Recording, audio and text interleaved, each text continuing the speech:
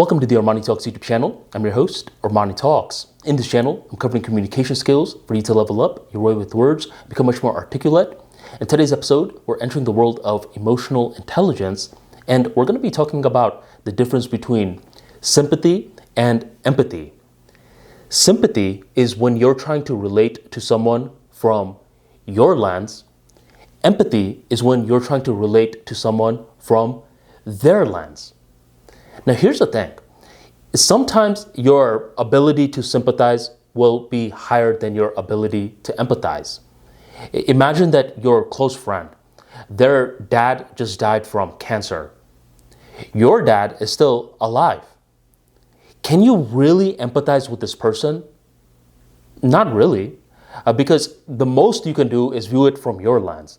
You're assuming that losing a parent at a young age is a very sad situation, but you've never experienced it for yourself. And this is when you want to be very alert, because some people who are sympathizing a little too much can take the spotlight off of the other person and bring it back to themselves.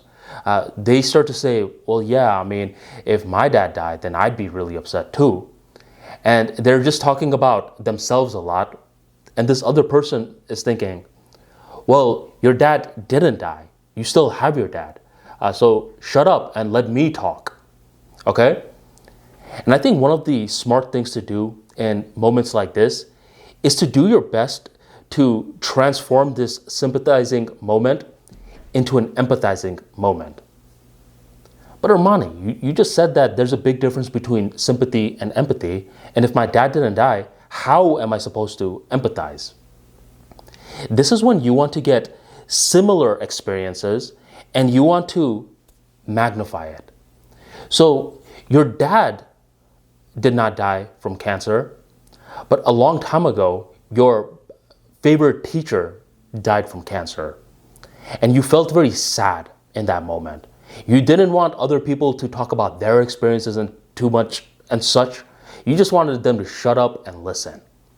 And you bring that into the forefront of the mind, and then you amplify it. You make it way worse.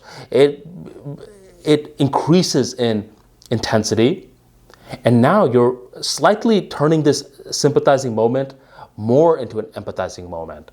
You're not fully there, but you're closer than you were when you were just trying to sympathize without any form of relatability. It's like you're somewhat connecting to them. You're somewhat connecting to the internet of their experience.